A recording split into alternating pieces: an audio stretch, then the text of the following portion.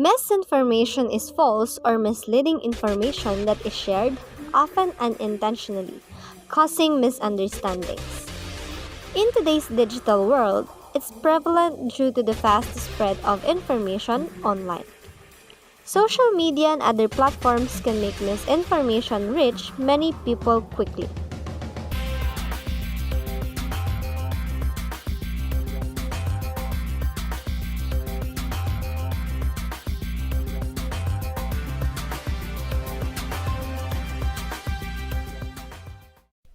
The impact of misinformation can shape people's beliefs, influence decisions, and even lead to real-world consequences. Misinformation can affect public opinions on various topics, making it essential to be aware and critical when consuming information. In the past, misinformation primarily spread through traditional media like newspapers and TV. However, with the rise of the internet and social media, the speed and scale of misinformation dissemination have increased significantly. In the digital age, misinformation can spread rapidly through online platforms, reaching a global audience in no time. The ease of sharing information online, coupled with the challenge of verifying facts, has contributed to the evolution of how misinformation is created, shared, and consumed. Misinformation is information that is false, but a person who is disseminating it believes that it is true. This information refers to false information that is intended to manipulate, cause damage, or guide people, organizations, and countries in the wrong direction. And malinformation refers to information that stems from the truth but is often exaggerated in a way that misleads and causes potential harm. In the famous experiment conducted by Loftus, participants were shown video footage of a traffic accident. After watching the clip, participants were asked a number of questions about what they had observed. Much in the same way police officers, accident investigators, and attorneys might question an eyewitness. One of the questions asked was how fast were the cars going when they hit each other. In some instances, however, a subtle change was made. Participants were instead asked how fast the cars were going when they smashed into each other. Therefore, are never, really never, exactly accurate. Of course, in day-to-day life, it doesn't generally matter if some of what you swear to be true is actually total codswallop. But in other circumstances, such as the courtroom, these natural human fallibilities can have disastrous consequences if left unchecked. And it's for that reason that eyewitness statements have been superseded in the hierarchy of evidence by more objective measures, such as forensics. Elizabeth Loftus is the undeniable giant in psychological research on eyewitness testimony. One of her most famous studies, in collaboration with Palmer in 1974, demonstrates how easily eyewitnesses can be led off course by a sneaky leading question. In this classic study, participants were shown a video of a road accident. Having watched the video, participants were asked a series of questions about the scene, including a key question asking the participants to estimate how fast the vehicles had been moving at the moment of impact. However, the question was worded in such a way as to lead the witness towards a particular speed. All this by changing just one word in the question. You see, where some participants were asked to estimate how fast the vehicles were travelling when they contacted each other, others were asked how fast the vehicles were travelling when they smashed into each other. Despite the video being absolutely identical, participants in the smashed condition estimated a speed 10 miles per hour faster than those in the contacted group. The researchers tested this effect with 5 different verbs: contacted, hit, bumped, collided, and smashed. And each verb resulted in a different average estimation of speed. Researchers discovered that using the word smashed instead of hit could change how the participants remembered the accident. A week later, in a follow-up interview, the researchers asked participants if they saw any smashed glass on the scene. Even though there was no smashed glass in the original video, those participants who have been primed with the concept of a high-speed crash in the smashed condition were most likely to report that they had seen broken glass. The power of a word. The following year, Loftus published another paper on leading questions and reliability of eyewitness testimony, this time with Zanni. This time the difference is even more subtle, but amazingly influential. Participants again watched a video of a road accident, this one involving multiple vehicles. Having watched the video, participants were asked a series of questions about the scene. Some participants were asked whether they had seen a broken headlight. Any idea of which word will be changed? Did you see a broken headlight? Did you see a broken headlight? Did you see a broken headlight? The word that was swapped out for the other group was the smallest blink and you miss it word in the whole sentence. A. Yes, instead of being asked if they had seen a broken headlight, the other group were asked if they had seen the broken headlight.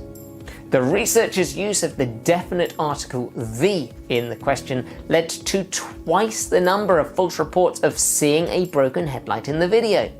There was no broken headlight in the video, but that sneaky little 3-letter word led so many witnesses to swear that there had been. Now at this point you might be thinking, well, what about when a witness isn't asked a leading question? Surely if every word is carefully checked for implicit meaning before questioning, the witness could then rely on their testimony. While it was a relatively minor change in how the question was asked, it significantly changed how witnesses recalled the event. This demonstrates how susceptible memory is to the effects of misinformation. Cognitive biases can lead to distorted thinking. This is rooted in thought processing errors often arising from problems with memory, attention, attribution, and other mental mistakes. But cognitive biases are not necessarily all bad. Psychologists believe that many of these biases serve an adaptive purpose. They allow us to reach decisions quickly. This can be vital if we are facing a dangerous or threatening situation. For example, if you are walking down a dark alley and spot a dark shadow that seems to be following you, a cognitive bias might lead you to assume that it is a magger and that you need to exit the alley as quickly as possible. The dark shadow may have simply been caused by a flag waving in the breeze, but relying on mental shortcuts can often get you out of the way of danger in situations where decisions need to be made quickly. The concept of cognitive bias was first introduced by researchers Amos Tversky and Daniel Kahneman in 1972. Since then, researchers have described a number of different types of biases that affect decision-making in a wide range of areas, including social behavior, cognition, behavioral economics, education, management, healthcare, business, and finance. Widespread misinformation has serious effects on our society. It can lead to confusion during public health crises, causing people to make the wrong decisions about their health. Misinformation can also create divisions among us, making it harder for people with different beliefs to get along. When we can't trust important things like the government or news sources, it makes everything less stable and more confusing. The economy can suffer and people and businesses may be treated unfairly. Widespread misinformation can even slow down progress in important areas like science. So, it's not just about getting the facts right. It's about keeping our community strong, trusting, and moving forward together. About 9 out of every 10 adults are of the view that false news or fake news is a problem in the Philippines.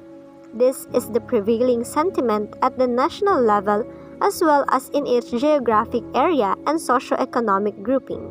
Social media influencers, bloggers, or vloggers are seen by most Filipino adults as peddlers of fake news about government and politics. For a small majority of adults, social media influencers, bloggers, or vloggers are responsible for spreading fake political news in the country. An opinion shared by most Metro Manilans, those in the rest of Luzon, and those belonging to class A, B, C, and D, Pulse Asia said. Experience niyo na po bang mag-share ng isang post sa Facebook kasi hindi niyo po alam na totoo ito? No. I haven't shared any fake post yet because I always check if the post I'm sharing is reliable and for safety na din. Mahirap ng Para po sa akin, opo. Kasi nung time na pinost ko yung ganoong post po, para po sa akin, parang naging totoo siya. Pero sa totoo po talaga, hindi daw po. Yung na-epekto po sa akin, parang sasaktan po ako, di ba? Siyempre, akala mo totoo pero hindi pala. Yes, akala ko totoo. And yung naging impact nun sa sarili ko is, hindi ko siya pinag-isipan kung legit ba yung news na yun. And sa ibang tao, and baka akala rin nila legit yung news na yun. Fact-checking information is crucial to ensure accuracy and combat misinformation. Here are 7 quick tips for verifying information. 1. Check the source. Examine the source's credibility. Reliable sources have a history of accurate reporting. Be cautious with unfamiliar websites and cross-reference information from multiple trusted sources. Number 2. Look for authoritative sites. Rely on reputable news organizations, government websites, academic institutions, or fact-checking organizations. These sources are more likely to provide accurate and unbiased information. 3. Verify dates and timeliness. Ensure that the information is current. Misinformation often arises when outdated content is shared as if it is recent. Check for publication dates and the latest updates on the topic. 4. Evaluate the author's expertise. Assess the author's qualifications and expertise in the subject matter.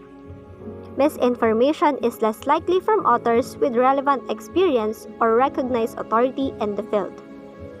5. Cross-check with multiple sources. Confirm information by comparing it with multiple reliable sources. Consistency across various reputable outlets increases the likelihood of accuracy. 6. Use fact-checking tools. Leverage fact-checking websites and tools.